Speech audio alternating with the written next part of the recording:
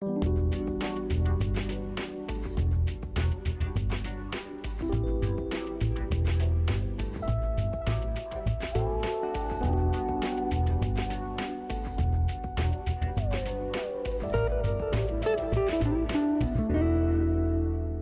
chers téléspectateurs, à toutes et à tous, bonjour et bienvenue dans ce nouveau numéro de notre émission L'Évangile pour tous. Aujourd'hui, nous parlerons de Jésus. Et pour ce faire, nous accueillons sur le plateau le pasteur Pascal Carriou. Pascal Carriou, bonjour. Bonjour Luigi. Alors nous parlerons aujourd'hui de Jésus. Qui est Jésus? Qui est cet homme?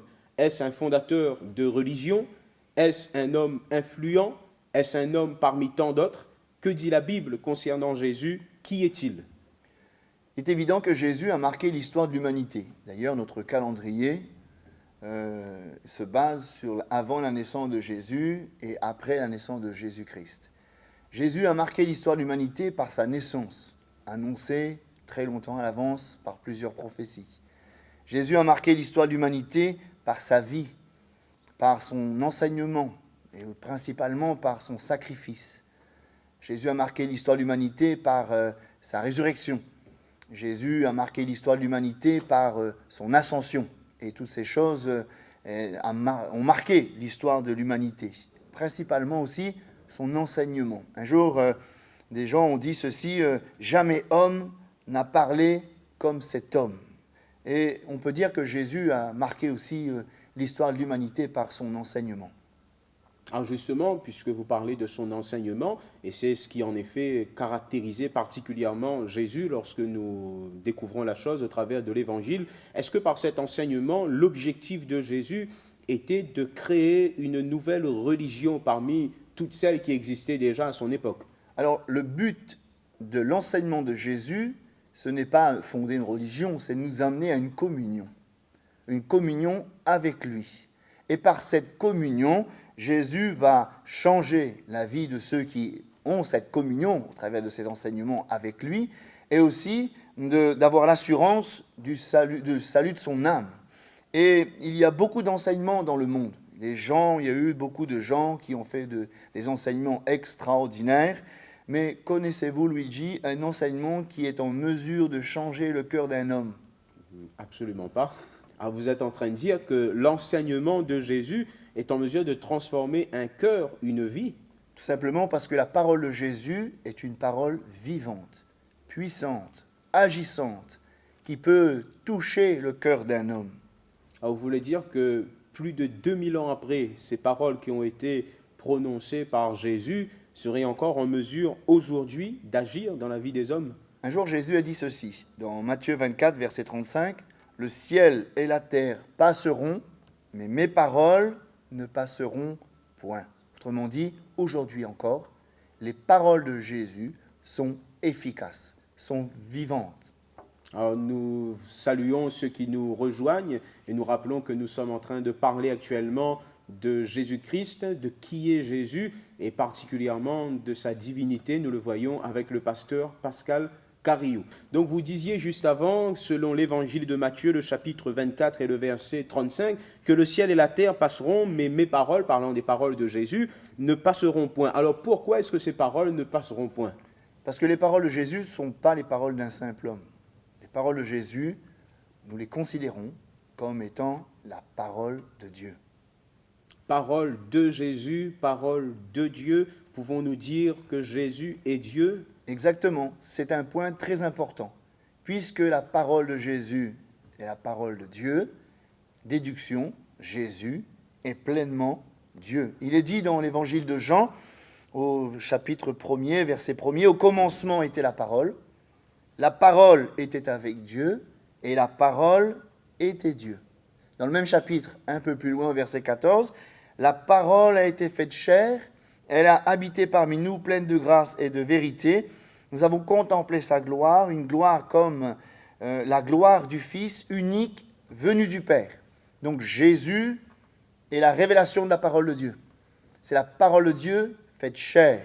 Même les prophètes dans l'Ancien Testament qui, en parlant de Jésus, ont annoncé que Jésus est pleinement Dieu. Je voudrais juste citer un verset dans l'Ancien Testament, Ésaïe chapitre 9, verset 5, « Car un enfant nous est né, Il est question de Jésus. Un fils nous est donné. La domination reposera sur ses épaules. On l'appellera admirable, conseiller, Dieu puissant, Père éternel, prince de paix. Il est question de Jésus ici. Admirable, comme nous l'avons dit, par sa naissance, par ses œuvres, par sa mort, par sa résurrection. Conseiller, puisqu'il est le chemin, la vérité et la vie. Dieu puissant. Il est question de Jésus, là. Dieu puissant. Y aurait-il deux dieux puissants? Il est bien confessé ici, clairement, qu'il est question de ce Fils qui nous est donné, Jésus. Et le prophète, qui est inspiré de Dieu, appelle Jésus Dieu puissant. Donc Jésus, pleinement Dieu. Il est aussi parlé de Jésus en étant donné Père éternel. Ici, le mot Père, c'est créateur. Jésus, le créateur. Et justement, c'est ce que l'apôtre Paul va annoncer, révéler, le dire dans l'épître de Paul aux Colossiens, chapitre 1er, verset 16, car en lui, il est question de Jésus, ont été créées toutes les choses qui sont dans les cieux et sur la terre, les visibles, les invisibles, trône, dignité, domination, autorité. Tout a été créé par lui et pour lui. Il est question de Jésus. Jésus, pleinement Dieu, parce qu'il est la parole, qui est Dieu, mais aussi pleinement Dieu, puisqu'il est aussi à l'origine de toute la création. Toute chose a été créée par lui, pour lui. C'est vraiment une nature que seul Dieu peut avoir. Et la Bible nous montre, nous révèle tous les attributs qui appartiennent à Jésus. Et ces attributs, on peut ne les attribuer qu'à Dieu seul. Jésus est omnipotent. Il peut tout. Voyons Jésus guérir les malades, chasser les démons, ressusciter un mort. Dieu seul peut ressusciter un mort. Il peut pardonner les péchés. Dieu seul peut pardonner les péchés. Jésus est omniprésent. Maintenant qu'il a été enlevé, glorifié, il est omniprésent par son Saint-Esprit. Dieu seul est omniprésent. Il est omniscient, il sait tout, il connaît tout. Il connaît le cœur des gens, il connaît la pensée des gens, il connaît la souffrance des gens. Rien n'est secret à ses yeux. Dieu seul peut savoir, à cette connaissance absolue.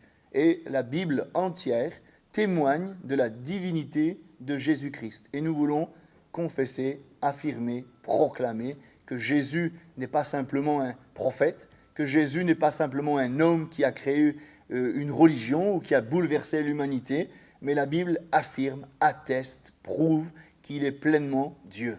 Alors nous voyons que vous parlez de Jésus en tant que Dieu, non pas à l'imparfait, mais au présent, soulignant le fait qu'aujourd'hui encore Jésus est capable d'intervenir très concrètement dans la vie d'une personne. Maintenant, qu'est-ce que cela pourrait apporter à la vie de la personne qui suivrait cette émission, de savoir que Jésus est Dieu? Quelle différence cela amènera dans sa vie? Puisque Jésus est Dieu, si je crois, je confesse que Jésus est pleinement Dieu, ça veut dire qu'il est en mesure de me sauver, en mesure de me pardonner, en mesure de sauver mon âme. Et il est dit dans l'Ancien Testament, toujours le prophète Ésaïe, au chapitre 43, verset 11, « C'est moi, moi qui suis l'Éternel, hors de moi, il n'y a point de sauveur. » Si Jésus est Dieu, il est mon sauveur. Et si je confesse que Jésus est Dieu, il va me sauver, sauver mon âme, me donner l'assurance de la vie éternelle. Et si Jésus est simplement un Dieu parmi tous les dieux, il ne pourra pas me sauver. Il est dit qu'il y a un seul sauveur. Jésus est Dieu, Jésus est le seul sauveur. C'est pour ça qu'il est dit dans la parole de Dieu que celui qui a le Fils, il a la vie. Si tu confesses de ta bouche que Jésus-Christ est Seigneur, tu seras sauvé.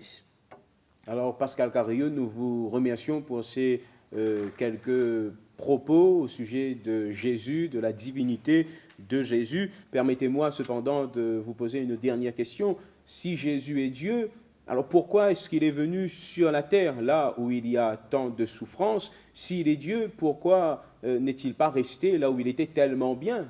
Alors, juste pour dire que Jésus, ce n'est pas un homme qui s'est fait Dieu, Jésus, c'est Dieu qui s'est fait homme, pour venir rencontrer les hommes. Il est l'incarnation de Dieu, il est la révélation de Dieu. Un jour, Jésus a dit à Philippe, « Si tu m'as vu, tu as vu le Père. Celui qui m'a vu a vu le Père. » Et Jésus, c'est Dieu qui s'est fait homme. Il est dit dans la bouche de l'apôtre Paul, Philippiens, il est dit que Jésus n'a pas regardé son égalité avec Dieu comme une proie arrachée, mais il s'est dépouillé lui-même, prenant la forme d'un serviteur. Et Jésus est venu chercher, sauver ceux qui étaient perdus. Il est venu accomplir une mission, et sa mission, c'est de s'offrir en sacrifice pour que nous puissions être sauvés, avoir le pardon de nos péchés, et bien plus être réconciliés avec Dieu le Père, et être réconciliés avec notre éternité. Alors, c'est assez étrange ce que vous nous dites là, étant donné qu'on a plus l'habitude d'entendre par rapport aux autres divinités qu'on a vues dans les cours d'histoire, qu'il y a une séparation au contraire entre l'homme et les dieux, et qu'il y a même une très grande distance, et que l'homme ne pouvait s'approcher de ces divinités à cause de cette séparation qui existait, alors que vous êtes en train de nous présenter un Dieu qui, lui, est venu vers l'homme. Est-ce que vous le confirmez? Bien sûr, qu'est-ce qu'a dit Jésus dans Jean 14, verset 6 ? Je suis le chemin, la vérité et la vie. Nul ne vient au Père que par moi. Et ce verset parle de lui-même, nous dit. Alors, nous vous remercions, Pascal Cario, pour ces quelques paroles très intéressantes. Merci Luigi, à bientôt. Au revoir. Merci à chacun de votre fidélité. Comme vous avez pu l'entendre et le comprendre, Jésus-Christ est beaucoup plus qu'un homme parmi tant d'autres, beaucoup plus qu'un fondateur de religion, beaucoup plus qu'un prophète. Si vous avez encore des questions à ce sujet, n'hésitez surtout pas à prendre contact avec nous. L'adresse est affichée en bas de l'écran. À très bientôt et que Dieu vous bénisse.